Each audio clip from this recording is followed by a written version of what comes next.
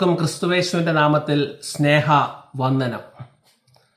മത്തായി എഴുതിയ സുവിശേഷം 10-ാം അധ്യായം 22-ാം വാക്യം.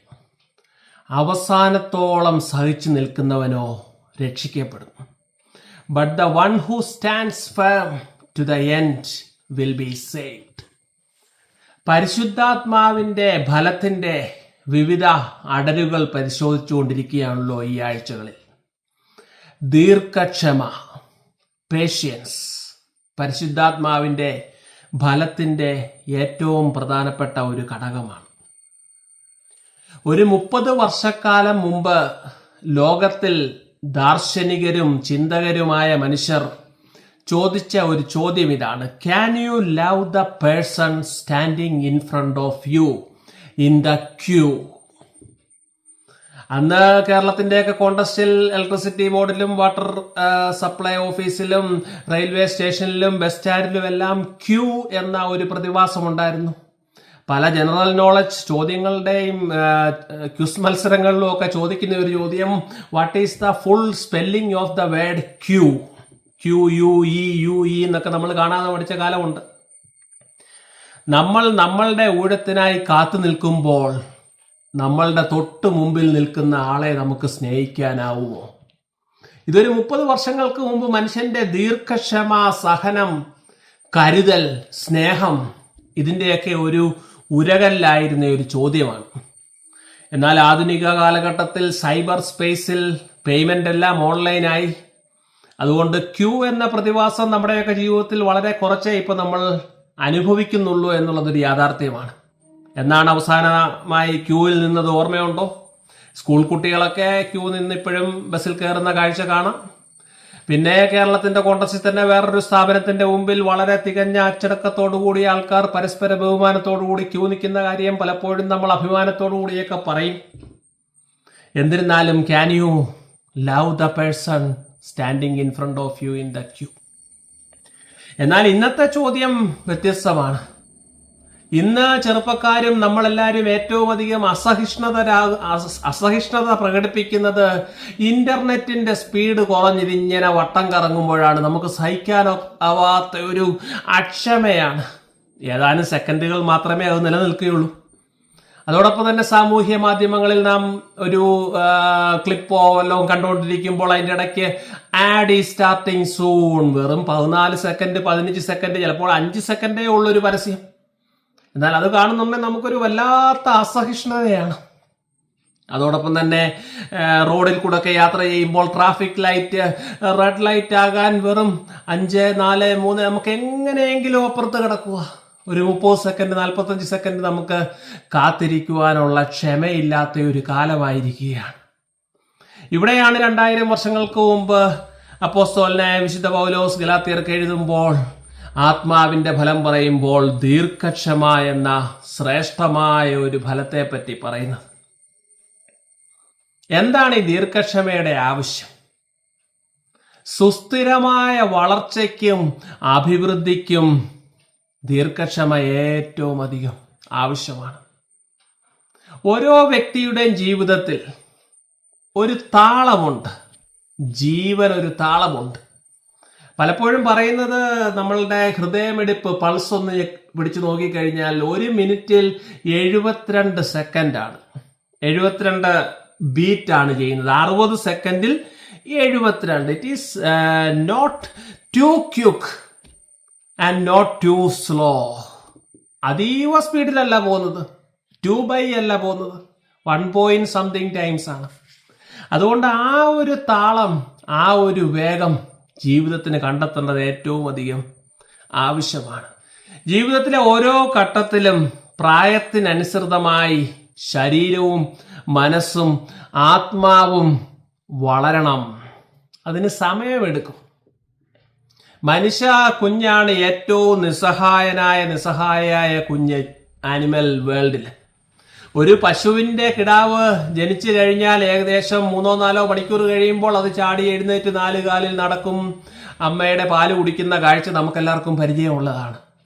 എന്നാൽ ഒരു മനുഷ്യക്കുഞ്ഞ് ജനിച്ചു കഴിഞ്ഞാൽ ഒരു വർഷം കഴിയാതെ ഒന്ന് കമന്ന് വീണ് ഒന്ന് പതുക്കെ പിച്ച വെച്ച് നടക്കണമെങ്കിൽ ഏകദേശം 1 വർഷം എടുക്കും. പിന്നീട് സംസാരിച്ച് തുടങ്ങുമ്പോഴൊക്കെ 2 വർഷം 3 വർഷം 4 വർഷം. മനുഷ്യനൊന്ന് സെൽഫ് റിലയന്റ് ആണെങ്കിൽ ഏറ്റവും കുറഞ്ഞ സ്വന്തം കാര്യം തന്നെ ചെയ്യണ ഒരു 5 6 വയസ്സ് ഏറ്റവും കുറഞ്ഞതെടുക്കും.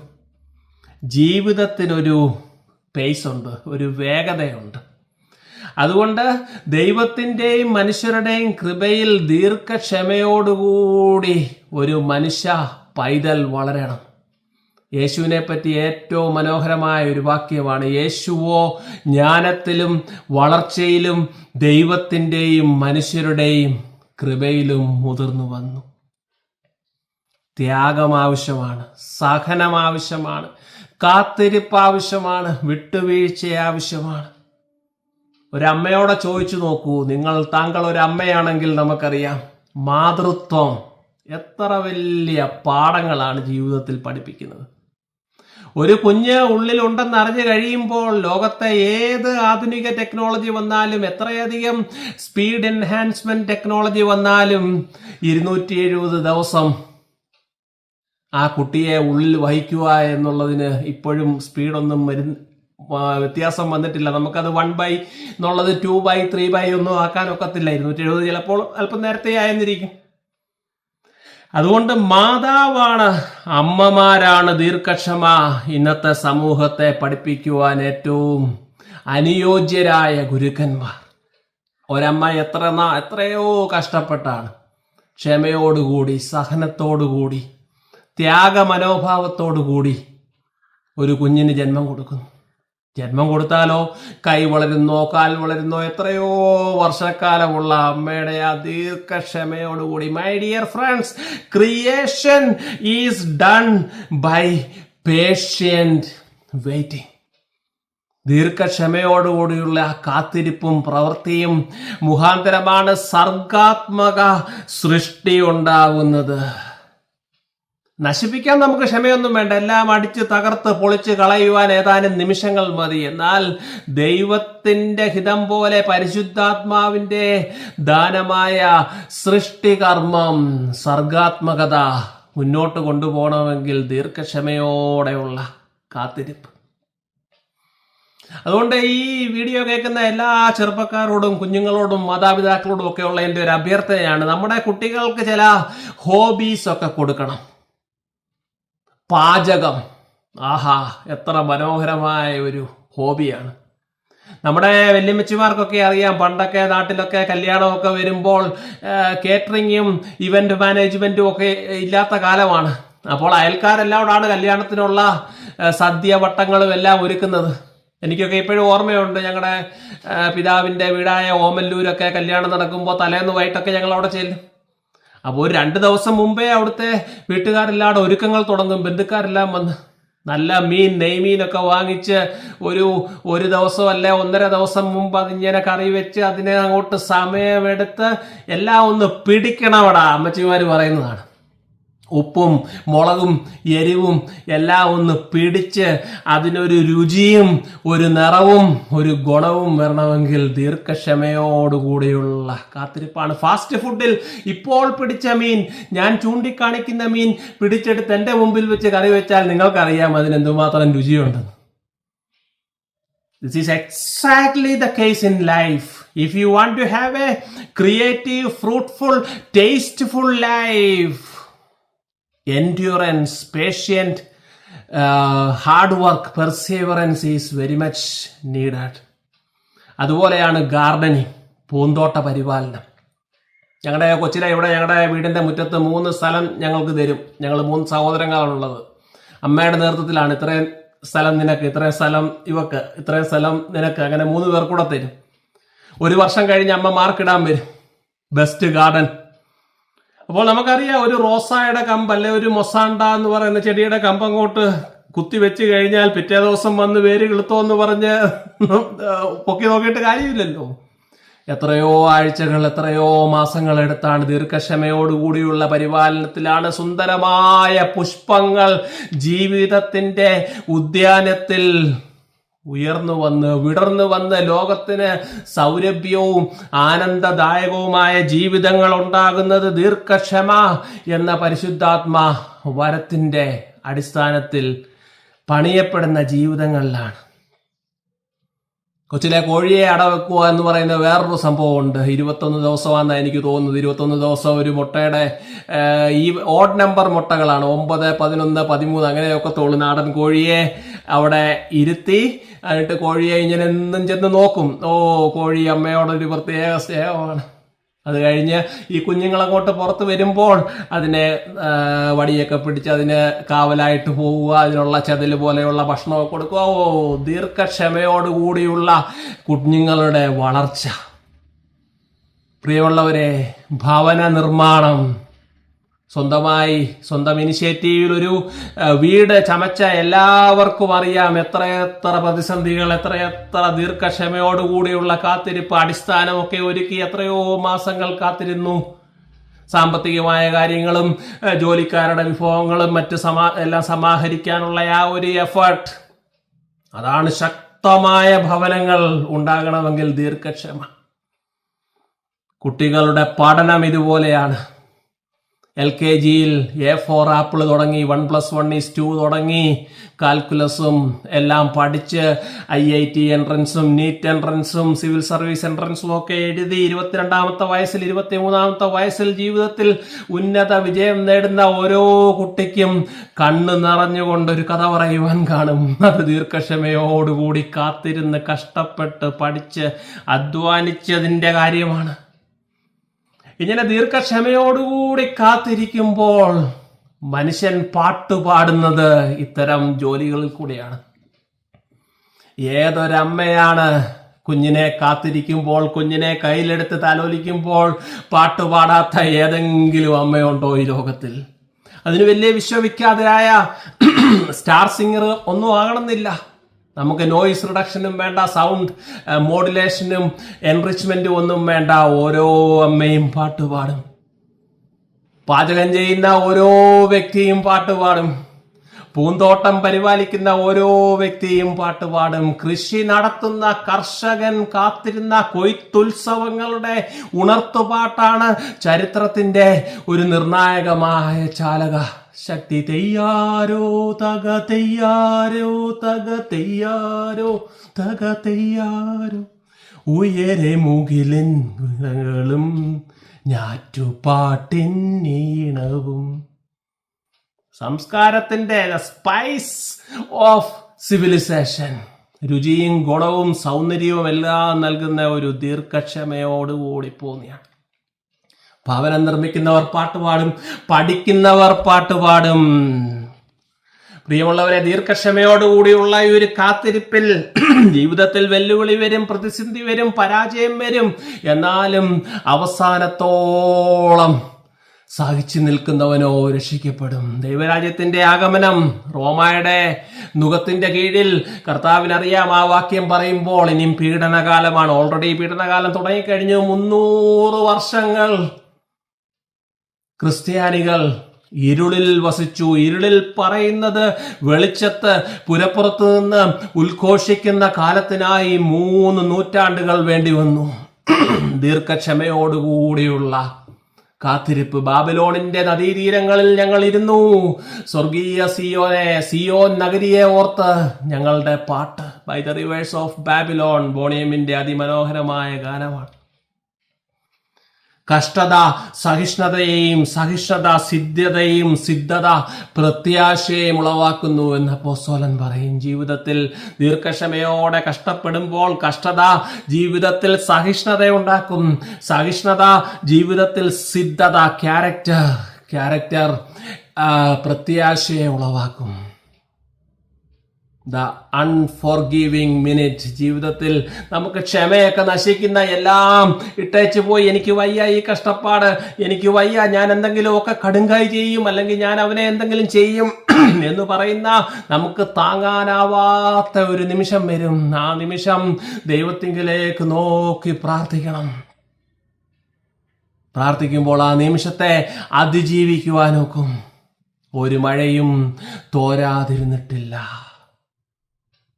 കർത്താവിൻ കുഞ്ഞുങ്ങൾ പാട്ടുപാടും.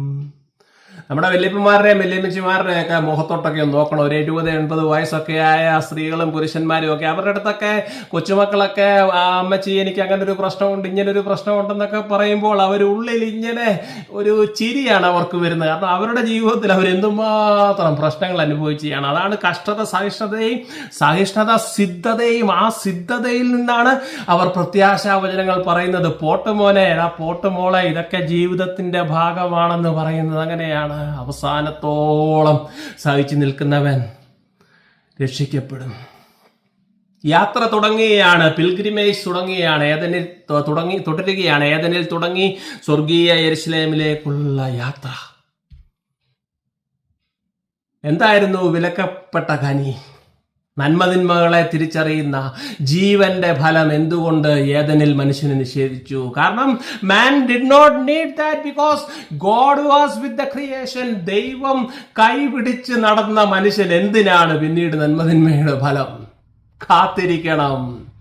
5 വയസ്സുകാരൻ 7 വയസ്സുകാരൻ 18 വയസ്സാകുമ്പോൾ ചെയ്യേണ്ട കാര്യം ചെയ്യാൻ ശ്രമിക്കരുത്. That will lead to chaos in society. സമൂഹത്തിൽ ചില ഓർഡറുകളൊക്കെ വെച്ചിരിക്കുന്നത്, ഓരോ സമയവും ചെയ്യേണ്ട കാര്യങ്ങൾ, ജോലി കിട്ടി ചെയ്യേണ്ട കാര്യങ്ങൾ, ഒരു കുടുംബജീവിതത്തിൽ ചെയ്യേണ്ട കാര്യങ്ങൾ, ഇതൊക്കെ 10 വയസ്സല്ലെങ്കിൽ 12 വയസ്സുള്ള കുട്ടി ചെയ്ത് കഴിയുമ്പോഴാണ് സമൂഹത്തിൽ പല പല പ്രശ്നങ്ങൾ ഉളവാകുന്നത്. അതുകൊണ്ട് ആദാമേ ഹൗവായേ നീ കാത്തിരിക്കണം. നിനക്ക് എന്തെങ്കിലും ഒരു കാലം വരുമായിരിക്കും ദൈവമില്ലാതെ തന്നെ നന്മതിന്മകൾ അറിയുവാനുള്ള ഒരു സ്പിരിച്വൽ ഇന്റലിജൻസ്. ആർട്ടിഫിഷ്യൽ ഇന്റലിജൻസിനേക്കാൾ ഉപരി സ്പിരിച്വൽ ഇന്റലിജൻസ്, ഒരു ആധ്യാത്മിക ബുദ്ധി നിനക്ക് വേണം. എന്നാൽ ആദിമ മാതാപിതാക്കൾക്ക് കാത്തിരിക്കുവാൻ ഒത്തില്ല. അവർ പാപം ചെയ്തു. പിന്നീട് സഹസ്രാബ്ദങ്ങൾക്ക് ശേഷം ആ നന്മതിന്മകളുടെ ജീവന്റെ ഫലമാണ് നസറേയനായ യേശുക്രിസ്തു. ജീവൻ ഉണ്ടാകുവാനും അത് സമൃദ്ധിയായി ഉണ്ടാകുവാനും അത് പിന്നീട് 2000 വർഷങ്ങൾക്ക് ശേഷം വിശ്വാസ സമൂഹം ആ യാത്ര തുടരുകയാണ്. സ്വർഗീയ സിയോനിലേക്കുള്ള യാത്രയിൽ സ്വർഗീയ സിയോനിൽ ജീവവൃക്ഷത്തിന്റെ ഫലം വീണ്ടും അവിടെ വരും. There is a wonderful connection from the Genesis to the Revolution through Jesus Christ. Amazing. ഉൽപ്പത്തി മുതൽ വെളിപാട് വരെ യേശുക്രിസ്തുവിന്റെ ഒരു കണക്ഷനിൽ, കുരിശിന്റെ ഒരു ബന്ധത്തിൽ അതിമനോഹരമായ ഒരു കണക്ഷനാണ്. അവസാനത്തോളം സഹിച്ചു നിൽക്കുന്നവൻ രക്ഷിക്കപ്പെടും. Rome was never built in a day. ഒരു മാരത്തോൺ ഓട്ടമാണ്. ഞാൻ 21 കിലോമീറ്ററൊക്കെ ഒരു 5-6 പ്രാവശ്യം ഏതാനും വർഷങ്ങൾക്ക് മുമ്പൊക്കെ ഓടിയിട്ടുള്ളതാണ്. ഇപ്പോൾ ഭാരമൊക്കെ കൂടി ഇപ്പോൾ ഓട്ടമൊക്കെ നിർത്തിവെച്ചിരിക്കുകയാണ്. നമുക്കറിയാം 21 കിലോമീറ്റർ ഒരു 2.5 മണിക്കൂർ നോൺ സ്റ്റോപ്പായിട്ട് ഓടുകയാണ്. അവസാനം ഒരു 1.25 മണിക്കൂർ കഴിയുമ്പോൾ ഒരു 17 കിലോമീറ്റർ ഒക്കെ ആകുമ്പോൾ ഇതെങ്ങനെയും അങ്ങ് തീർന്നാൽ മതി, അങ്ങ് നിർത്തിയാലോ, കാലിന്റെ ബലം കുറയുന്നു. എന്നാലും ആ ലക്ഷ്യത്തെക്കുള്ള നമ്മുടെ ആ ഒരു അവബോധം, യെസ് ഇത്രയും ഞാൻ ഓടി, ഇത്രത്തോളം യഹോവ സഹായിച്ചു, ഇനിയും ഞാൻ പിടിച്ചുവെന്ന് നിരൂപിക്കുന്നില്ല. പിടിക്കുവാനായി പിന്നുള്ളതിനെ മറന്ന് മുന്നിലുള്ളതിലേക്ക് ഞാൻ പോവുകയാണ്. എന്നെ ശക്തനാക്കുന്നവൻ മുഖാന്തരം ഞാൻ സകലത്തിനും മതിയാകും. അവസാനത്തോളം സഹിച്ചു നിൽക്കുന്നവൻ രക്ഷിക്കപ്പെടും. യേശുക്രിസ്തു കാത്തിരിക്കുകയാണ്.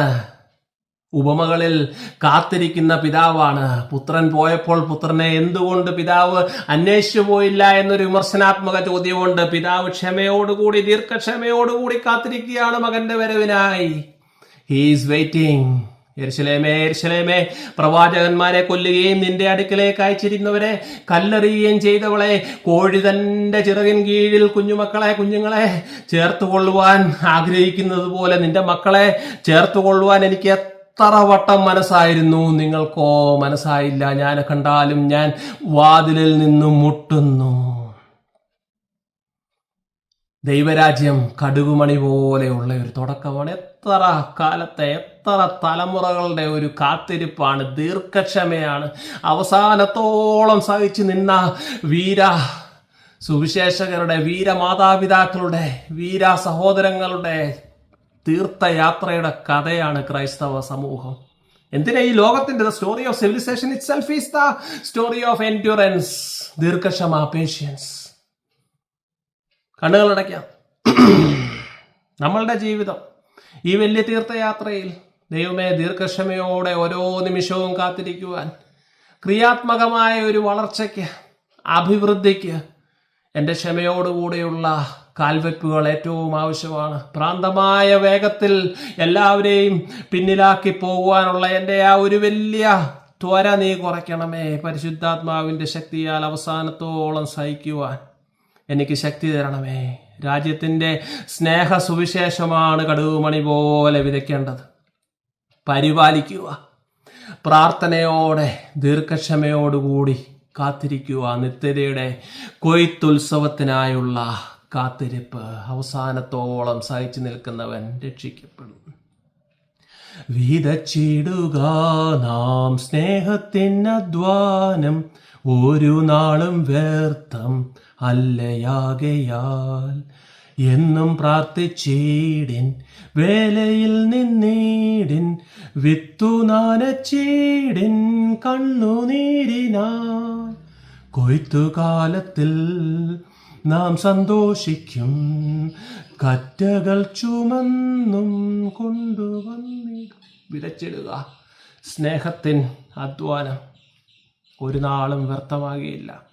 എന്നും പ്രാർത്ഥിച്ചിടുവിൻ, വേലയിൽ നിന്നിടുവിൻ, വിത്തു നനച്ചിടിൻ കണ്ണുനീരിലായി. കൊയ്ത്തുകാലം വരും, കൊയ്ത്തുകാലം വരും, കൊയ്ത്തുകാലം വരും.